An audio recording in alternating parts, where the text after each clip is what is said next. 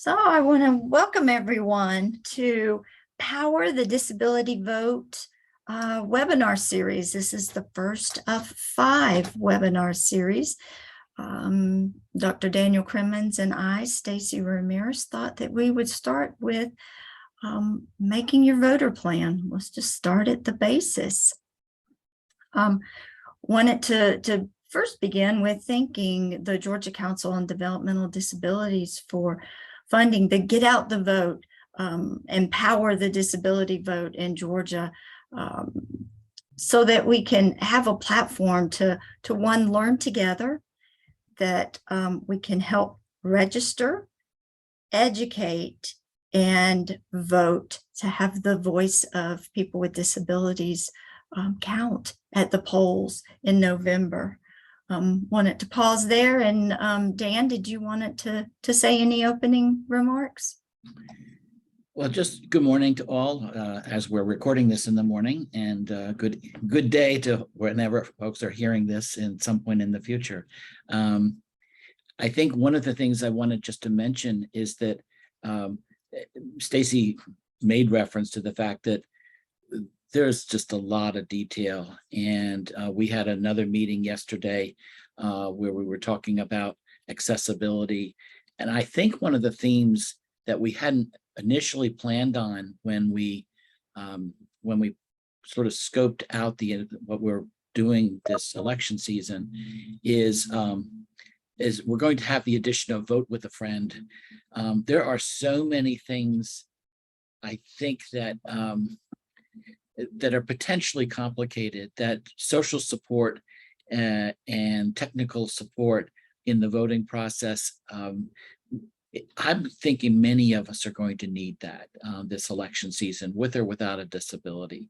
And so really this is the intention is, here are the dates, here are some places to go for some of the key information. And if you have any trouble at all, call a friend. And one of the things we'll be doing in future episodes is sort of inviting contact with our community connectors, this is part of what they will be doing during this election season. So welcome and good to see you all. Do we want to audio describe, Stace? This is Dan Crimmins. I am a older white man with gray hair and a gray beard, sitting in my work area, surrounded by latticed shutters on the windows, and it's a beautiful day outside. It is indeed a beautiful day, and I am a middle-aged white woman with reddish blonde hair, wearing a black jacket. And I will make note that when I am talking about voting rights, anything to do with the disability voting rights, my attire is intentional, that I don't wear blue or red. And I have learned from talking with political folks in the political field that one time someone mentioned, well, they had a red tie on, and it caught me off guard that a red tie would have relevance in the conversation. So I learned quickly. Colors matter. So do words. So let's get busy with ours. And just as an editorial, we're careful that either in our visual presentations of material that we also avoid the use of red and blue, or we make sure that they are represented in equal amounts on particular slides. So it's a funny dance to do. So. All right. I am going to, when I share my screen, I will not be able to see when our ASL interpreters are switching to be able to spotlight. Dan, will you know how to change spotlights so that we can, I see you, Maria, I'm making you co-host. There we go. Glad to help. I Thank thought you for so. laughing at that, Maria. Yes, so I am going to ask Maria that when the ASL interpreters switch, that if you would change the spotlight on that, I would appreciate you, because when I share screen, I will lose the ability to see that transition. So I appreciate you. Well, I thought you were going to ask me to monitor the chat, so I turned the chat on. So I'll do that. Thank you. That's my little technical skill. And it is awesome. Thank you. Let's go. Let's go. Yes, we've got lots to talk about in a very short time. From current slide. Get things out of the way. Power the disability vote. That's what we're here to talk about. We have got to get busy with and there we go. Our first of the 5 series is the ABCs and the 1, 2, 3s of making your voter plan in Georgia. Zan with a bill adapt said making your voting plan is as easy as ABC. As I studied it, I'm thinking not quite as easy as ABC, but this is an introduction into making your voting plan. So we're going to start with the ABCs. And Dan and I will both be talking about how you can easily at least understand the basics of making your voter plan. The importance of the disability vote. Why do you even want to consider making your voting plan? I say this number often, almost every time I'm in front of a room or on screen. There are 650,000 people with disabilities that can make up the voting constituency in Georgia. So when you add family members or allies to those 650,000 people, that constituency is a formidable electorate. We have a voice. We need to use our voice. So we need to talk with candidates, find out what their stance is on our issues, and use our voice to vote. Because what we've seen over and over when it comes to legislation issues or budget issues at the Gold Dome, we're not always heard loud and clear. Voting is how we're going to make that happen. There's some things that happened at the Gold Dome last year that have made voting a little different for this coming November.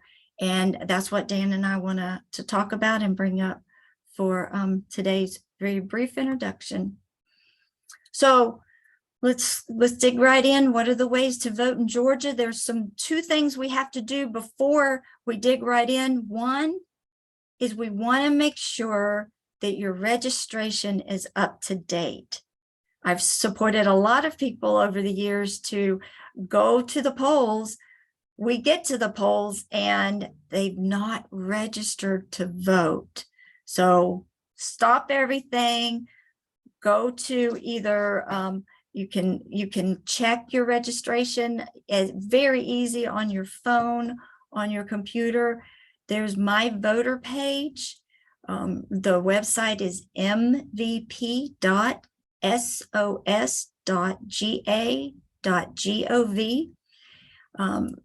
I'll show you on the next slide how simple it is to type in your name and address, and you can make sure that your registration is up to date.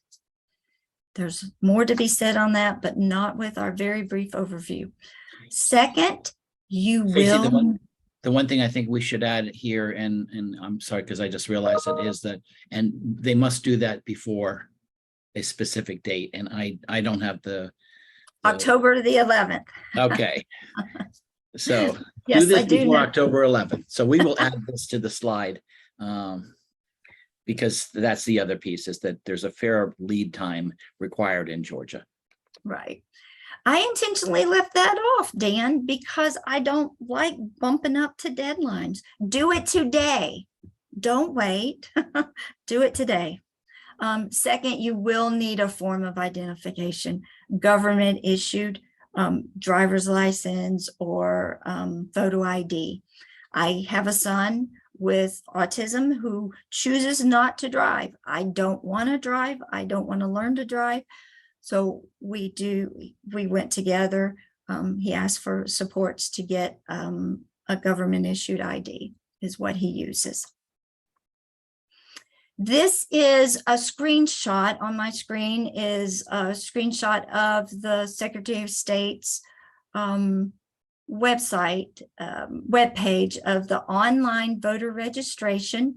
There's a blue bar that shapes to an aqua blue, welcome to my voter page.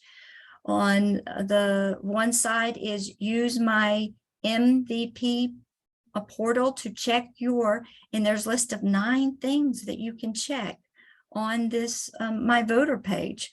You simply put in your first initial, last name, your county, date of birth, and hit submit. The first thing that I want everyone to do is just, like I said, pause and check to make sure you are your registration is up to date. The other thing that you're going to need to do is I will ask that Dan talks about this too. When you're voting early, sometimes your voting location for early voting is different than your day of voting. I've supported many, many people to go to early voting and had them look up their voting location, and they looked up the day of. They get there, used MARTA mobility that had to be arranged far and ahead of time, and that's not the location completely. So they couldn't vote that day. Had to wait hours for MARTA mobility to come back. So I bring that story up because that is part of our voting, making the voting plan. Be sure you know if you're going to go in person where you're going to go. But first, let's talk about those different ways.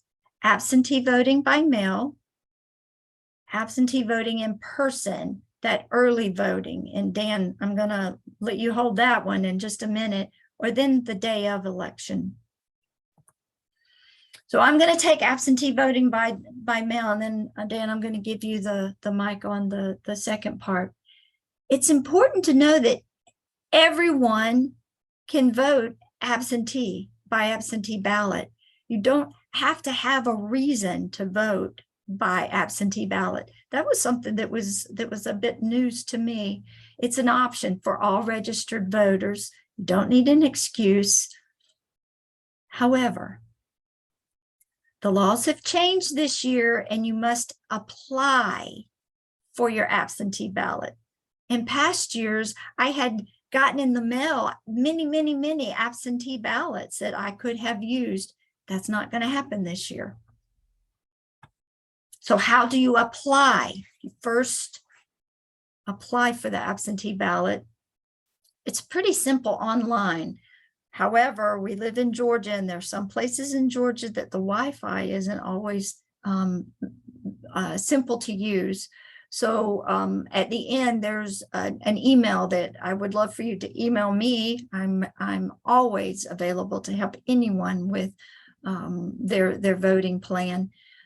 But then Dan had talked about, we are really going to support the idea of friends helping friends or something. Another thing that we're going to talk about is called vote tripling, which is where friends help 3 friends, and then those friends help 3 friends, so that we broaden this and hopefully hit many of those 650,000 people with disabilities. So on my screen is application for absentee ballot. Submit your application online, or you can submit your application by email, by mail, by fax, or by person. And again, I'll just, for the ASL translator, my email address is SRAMIREZ at Crimmins, CRIMMINZ.com. So if the links aren't the way for you to get this information and you want to, your voter plan is to vote absentee, please email me, and I'd be happy to help out. Because absentee ballots this year is a little more difficult. Stacy, can you go back to that 1 second? Lovely. And isn't, and can you answer this as a question for me? It's a real question. Isn't there a signature requirement on the mail-in application? And how do they handle that with or is that only with the ballot? Because I'm going to say that the nice thing about doing it online is I assume that one gets immediate feedback of whether the application is authentic. And the concern anytime you fill in an application and send it in somehow, that you might not get the immediate feedback if there's some problem with your application. Right. So signature match in Georgia is a whole nother discussion. And I would thank you for bringing that up. I would say that would be a whole nother one pager that we should probably get out to folks.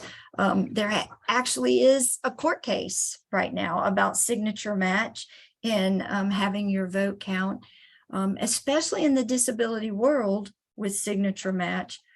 So why don't we move on in our 30-minute overview? Why don't we move on to the other ways of making your voter plan? And that will be one of those great topics that our community connectors could bring up and dive in and have some really great discussions with the groups that they bring together. If we're good with that. Yeah, I say it in part because that may be another reason to encourage people getting a friend and submitting online. Definitely. Yeah.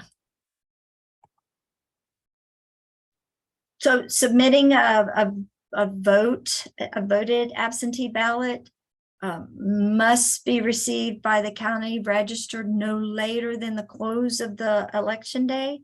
Again, I don't really like to use deadlines. Do it early, because if you're going to use the U.S. mail, we've heard some nightmares about past elections where it didn't get there in time. Right, my ballot wasn't counted because the U.S. mail it didn't get there in time. The other thing about drop boxes on my third bullet there is many drop boxes have been reduced in areas, so that there's only, all counties must have at least one drop box. But if transportation is an issue, then getting to that drop box is going to be one more roadblock for people with disabilities. So if your voter plan is absentee ballot, let's talk about that vote tripling or voting with a plan, voting with a friend, because they're all, there's some special considerations for this year. And Stacy, just if we go back again one second, when the other piece of that is that the Dropbox locations are, unlike the last election, they're likely to not be available 24 hours a day. They certainly aren't. They will be behind locked doors inside. So there will not be just on curbs. So yeah, so it's having a plan to vote if you're doing a Dropbox, knowing where it is and when it's available. Good point. Okay. So now we can. Yeah. Did you want to share with? Well, yeah. So just Stacy and I had a brief discussion about this. So I think that absentee voting and in-person voting are sort of two separate things, but but one can vote in advance. And one can vote in advance either by going to a polling place, and the period for early voting starts on October 17th and ends on November 4th. Between October 17th and November 4th, the polls will be available different days. Many will be closed on weekends. There is, though, one, every polling area has one mandatory Saturday voting on the 22nd of October, and a mandatory, okay, that we need to check the dates there. That must be the 29th and the second one. I'm sorry, I didn't catch that before, Stace. So that there are 2 Saturday voting dates, and I thought 1 Sunday voting date. So that those are dates that one can go and vote in person. One can also drop their ballot, if they have an absentee ballot, they can drop their ballot off at a polling place. So that's the 2 ways of voting in advance: having an absentee ballot and submitting it either in a drop box at a polling place or sending it in by mail, or going to the polls themselves and going to the voting machine and casting of ballots. If we go to next. Yeah, and then I wanted to, so we will correct those dates. But the thing that I didn't include is there are some optional dates for local board of elections that they can, they have the Sunday dates, Daniel, that are optional. Didn't include those because of the option. I didn't want to confuse people if a local board of election decided not to use those optional dates. And then the 1, 2, 3, the number 3 of voting is election day. Did you want to take that one too, Dan? Well, this is, I'll say, for those of us that have voted for many years, this is probably the most familiar form historically of voting, of going to a polling place in your neighborhood, sometimes standing on a long line, checking in, going to the voting machine, getting your Georgia Peach I voted sticker. And there's I think not just that it's nostalgic, but I think there's a feeling sometimes of like, I'm part of my democratic process that I think sometimes makes us feel proud. Often should make us feel proud, always should make us feel proud. So that website that was referred to earlier will tell you exactly where your precinct is. It's a great website. It showed, as Stacy mentioned, your advanced polling location, which is very often not the same as the one your precinct location. And so those are, we will be encouraging folks to check out those advanced voting dates and the optional dates for their region, as well as the polling places in advance as part of a voter plan. Where are you going to go? Who are you going to go with? When are you going to be there? And what will you do when you get there? Either drop off an absentee ballot or vote in person.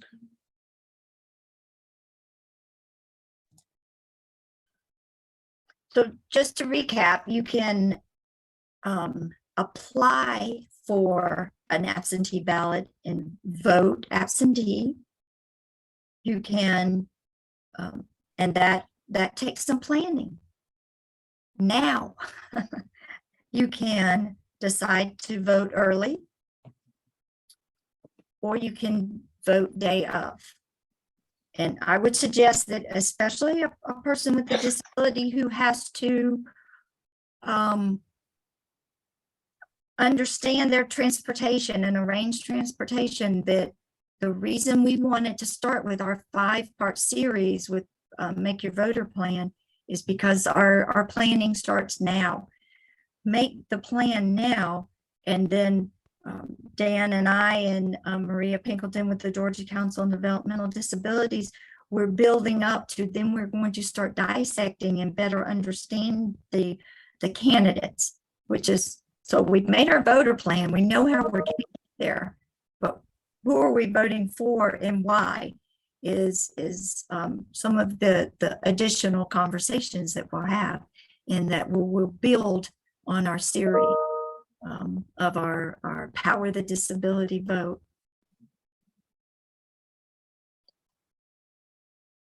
Wanted to go one more slide. There we go. So on the slide is, of course, Daniel Crimmins, who with our email address dc@crimmins, CRIMMINZ.com, or probably reach me a little faster, a little easier. Stacy Ramirez at SRAMIREZ@Crimmins, CRIMMINZ.com, with questions.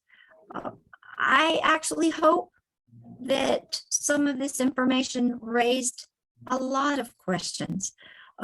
If they don't come to me, that it's our intentions you use this introduction to making a voter plan video with your community gatherings, that will introduce a lot of conversation and questions of what about signature match? What if my absentee ballot isn't received in time? There are so many things that have happened in the past. I hear these stories of I didn't get my absentee ballot, so I went and voted in person. Did my vote count? Those are the things that we all need to parse out and better understand. And it is my hope, it's the hope of Crimmins and Associates, that this short introduction of making your voter plan will incite and encourage much more conversation in your communities that of getting out the disability vote, empower the disability vote. Dan, last statements. You're on mute. The blowers were next door, making a lot of noise. So I think the takeaways: 1, make sure you're registered. 2, decide, is it physically convenient for you to get to a polling place to either cast a vote in advance or on election day. 3, if that's not convenient, then get an absentee ballot and get it submitted. And if there's any questions about that, get a friend to sort of go over it with you, because we have a lot of concerns about the ways that these are going to be scrutinized this year. Thank you. And then you're welcome. Maria Pinkleton with the Georgia Council on Developmental Disabilities. Thank you for being on with us. I always want to give you last, because your words are so wise. Wanted to give you some airspace. I'm not that wise, but I do have a question. If you can make this recording public so that we can repost this for those that were not able to attend. Certainly, definitely. That is the true intent of go ahead and stop share and stop record. There we go.